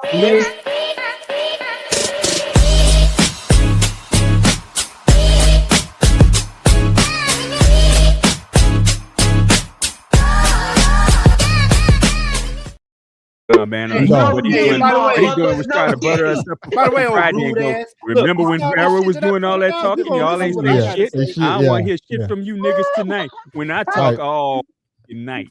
I got you, Pharaoh. Tim Dog, man, you got Tim Dog. You got discussion next week, man. But make sure the shit is as long as Pharaoh's. God damn. Oh god damn.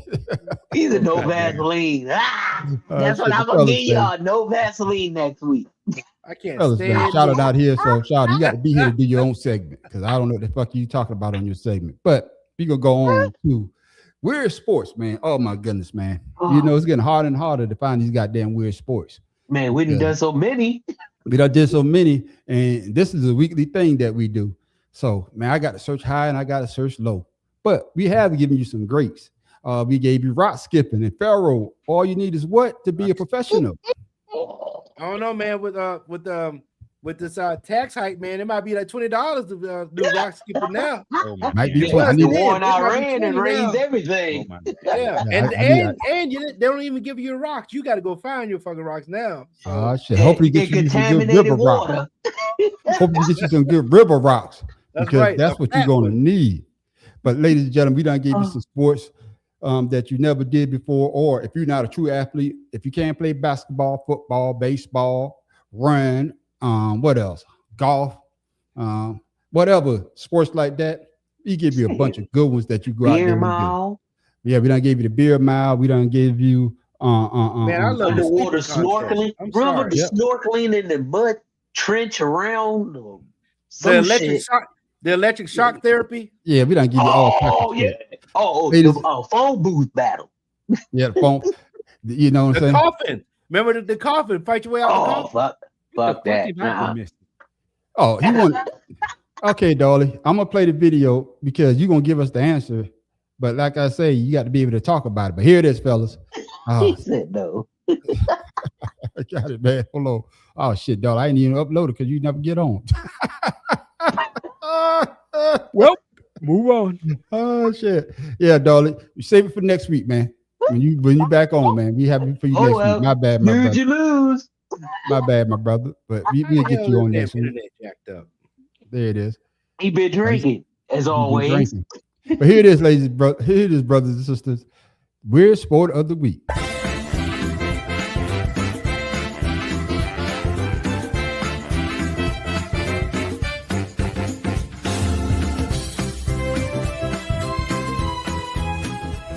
Perú, más Perú que nunca. Como la había salvado el argentino, ¿eh? ¡Luciendo! ¡No me lo puedo creer! ¡Qué puntazo! ¡Continúan! ¡Francesco de la Cruz también! ¿Pero cómo puedes llegar a eso, tío? ¡Pero Alfredo, qué locura es esta! ¿Pero qué locura es esta? ¿Cómo puedes llegar a ese globo? Francesco, ¿qué te le dan Rafa? ¡Le van a dar a Rafa! ¡Bien, Francesco de la Cruz! ¡Lo ha salvado! ¡Punto! ¡No! ¡Ahí está! ¿Qué es esto? ¡No me lo creo! ¡No puede ser! ¿Qué es esto? ¡Qué locura es esta, Ander! ¡Ha llegado! ¡Ha llegado!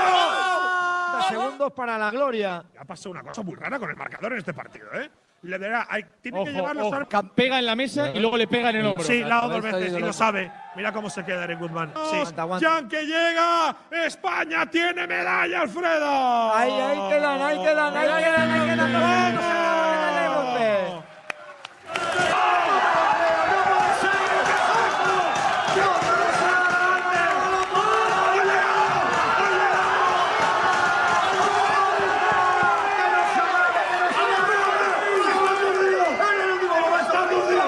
Está aturdido Francesco de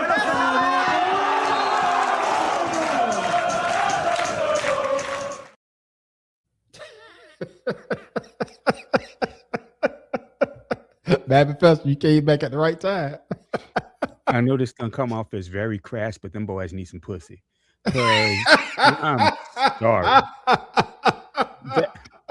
The thing of it is, we've all played that game when we were together with our cousins. We've all done that when we got together with our cousins. So I don't want none of us to sit there and act like we didn't. Yes, but we didn't play it as a professional, though. Right, that's my point. To sit there and have this shit televised and to act like I'm a pro at it. Nah, they need some pussy. Nope. Pharaoh King, your thoughts.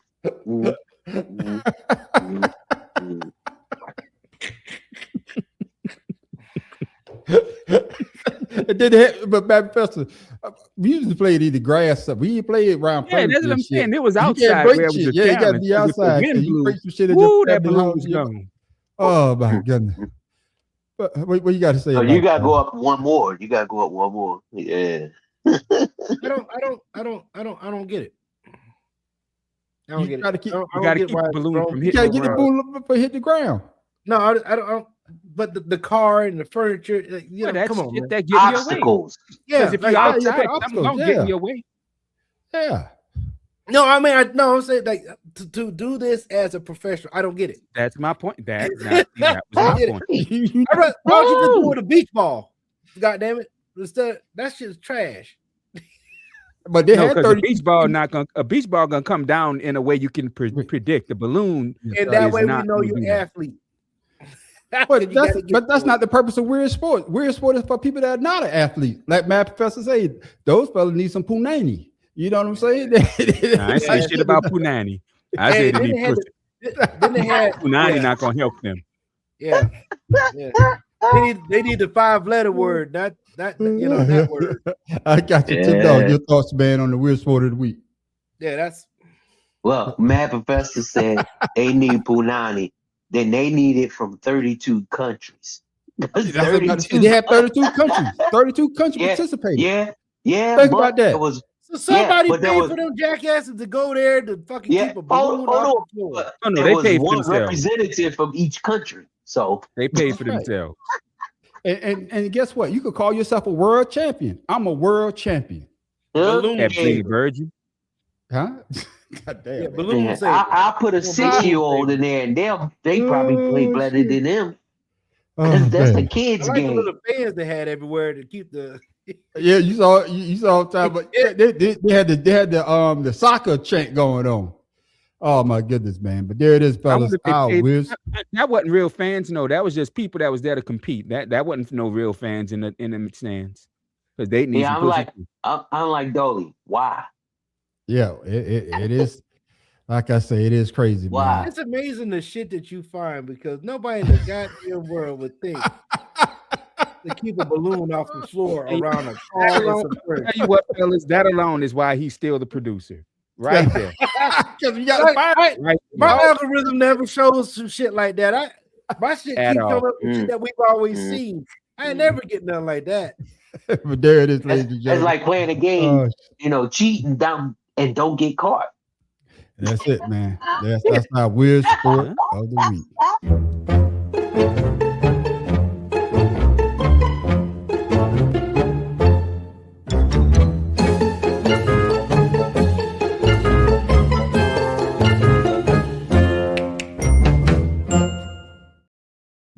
Bro, King, you got a trivia question. Oh my goodness. There it is.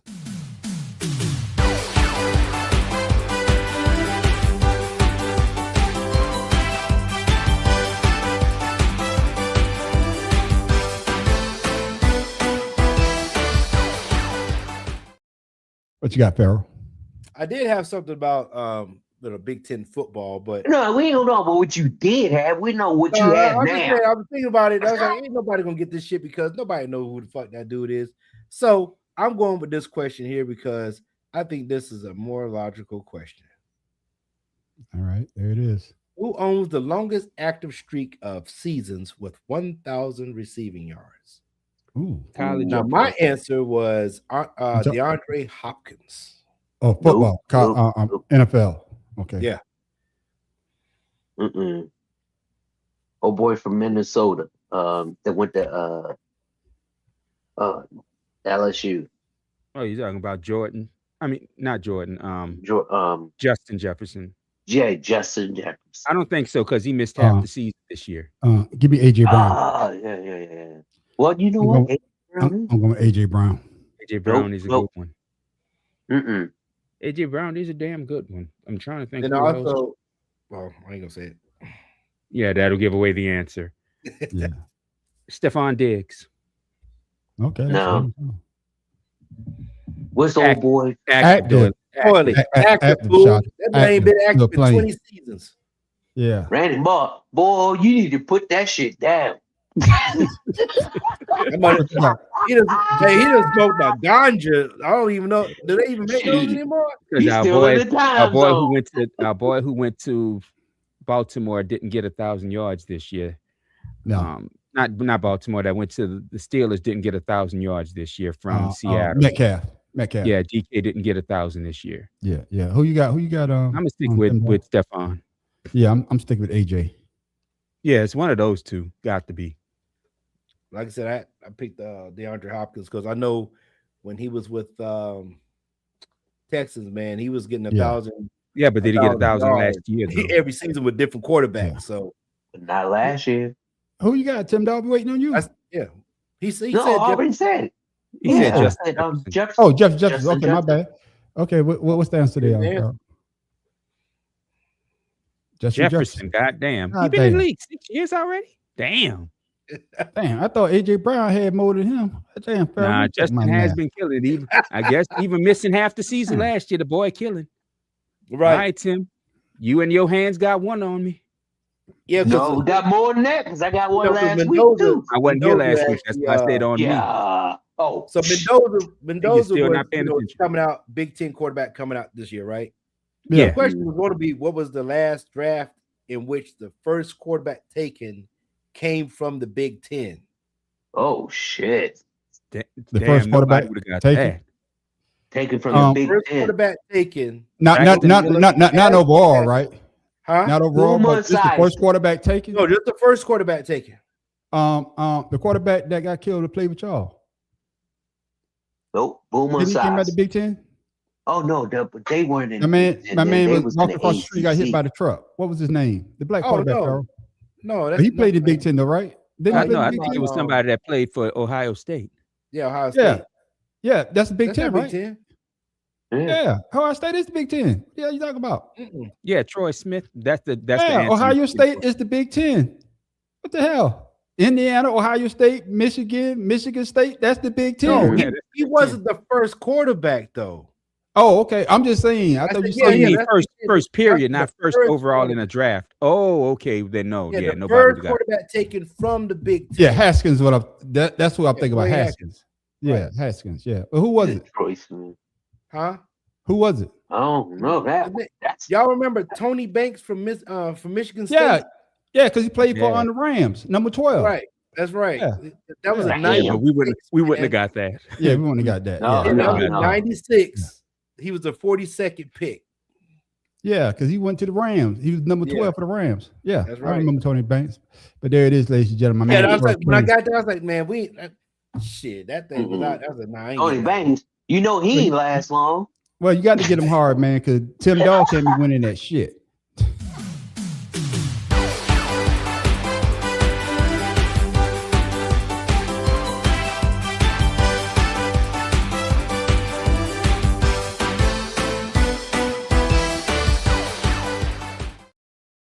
Matt Professor, since you on here, and usually we don't do your segment until Friday, because you might not be back again until a month Next now. Friday. Tell them why you mad, my brother.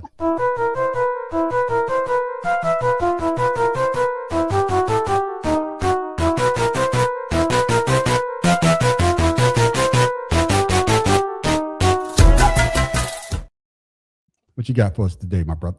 Well, I just put something up on the screen that I'm not going to put up. I'll let the man on the street bring it up.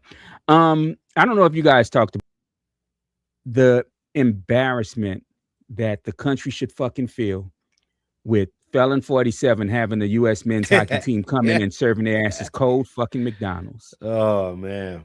How embarrassing is that for the country? I mean, it's embarrassing that it was already fucking there. But look at the faces on these dudes.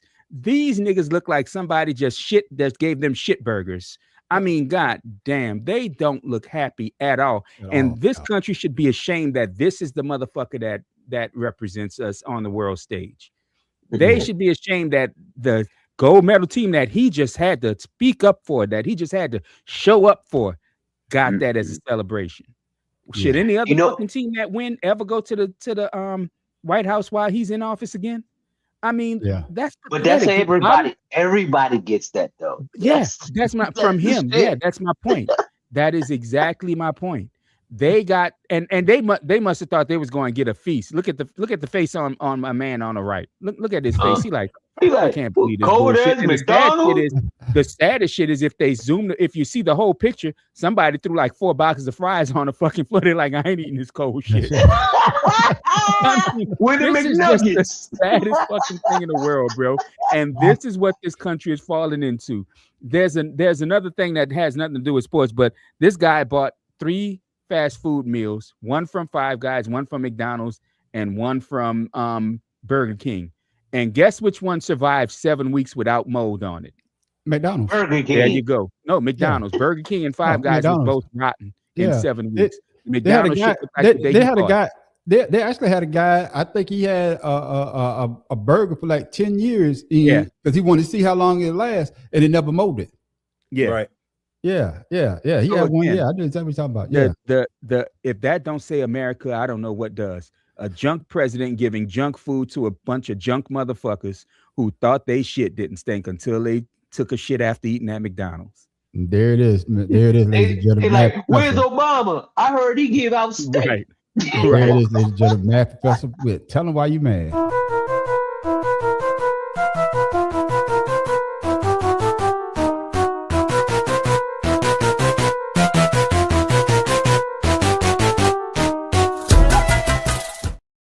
Ladies and gentlemen, we always like to give you something to think about, something funny before we go. So, Tim Dog, what you got for the people, my brother? All I have today is on July 2023. 60-year-old Anthony Winters, who was legally blind, tragically lost his life in a house fire. Now, the person who committed this crime was his girlfriend. She's blind also. They've been drinking, having some arguments. He beat her up. She waited till he went to sleep, set his ass on fire. Thing is, she got 11 years in prison plus 9 years probation after she's released. Now you say that justice is not blind? The sad shit is the first thing I thought of was I bet there was a bunch of missed shots in that fight. Man, hell with Tim Dog, man. Tim Dog, man, this motherfucker, man. All that shit just to say that bullshit. This motherfucker, man. God damn. Boy, Tim Dog. All that shit just to say that bullshit. Where you at, bitch, so I can hit you? Yeah, shit. I should set your ass on fire for that damn shit. I sat there and I looked at somebody going through my head like, so who saw who first? Yeah. Right. No. But the thing is, she said he should have saw it coming. Yeah.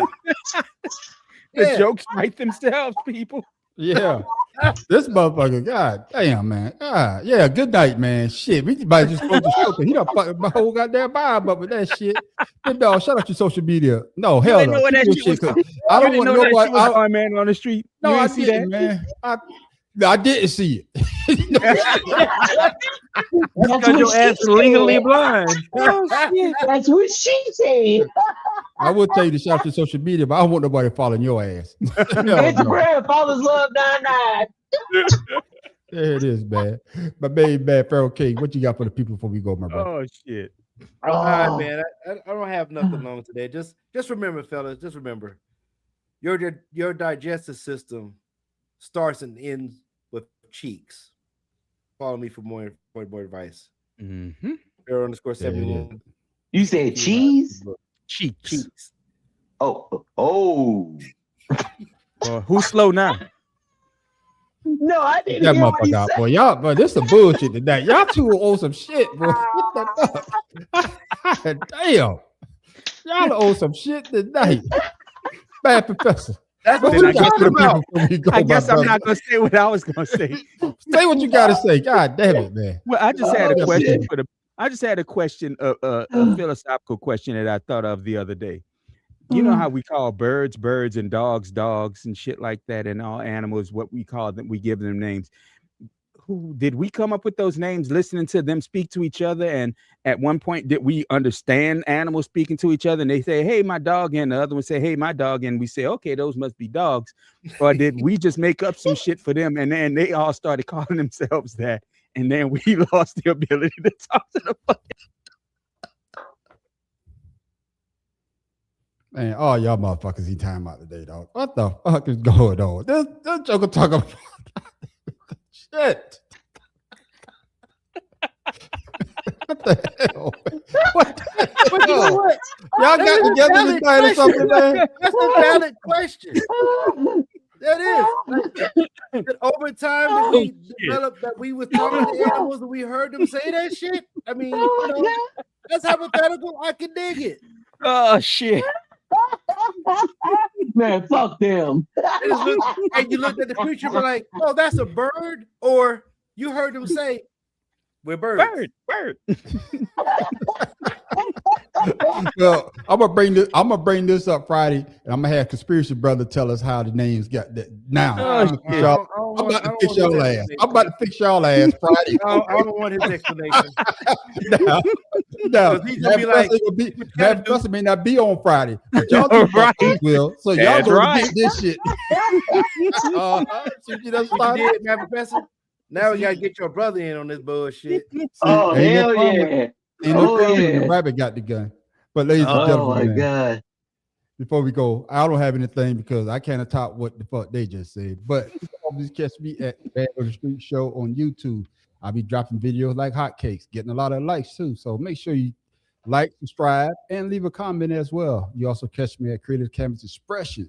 All that is my AI channel. I just tell AI what I wanted to do. It creates it, and I put it up.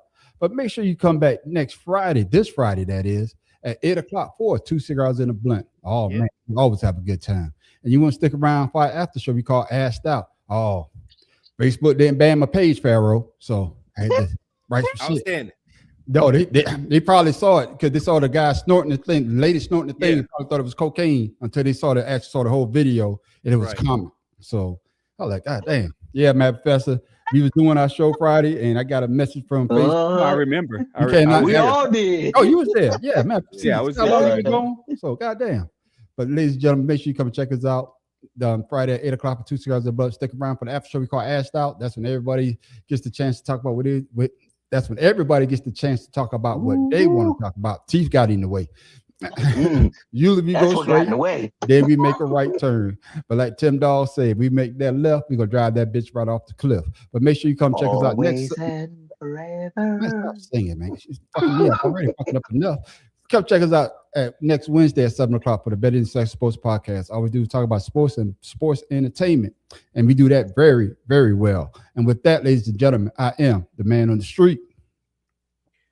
When you say the word poop, your mouth makes the same motion as your butthole. Pharaoh King.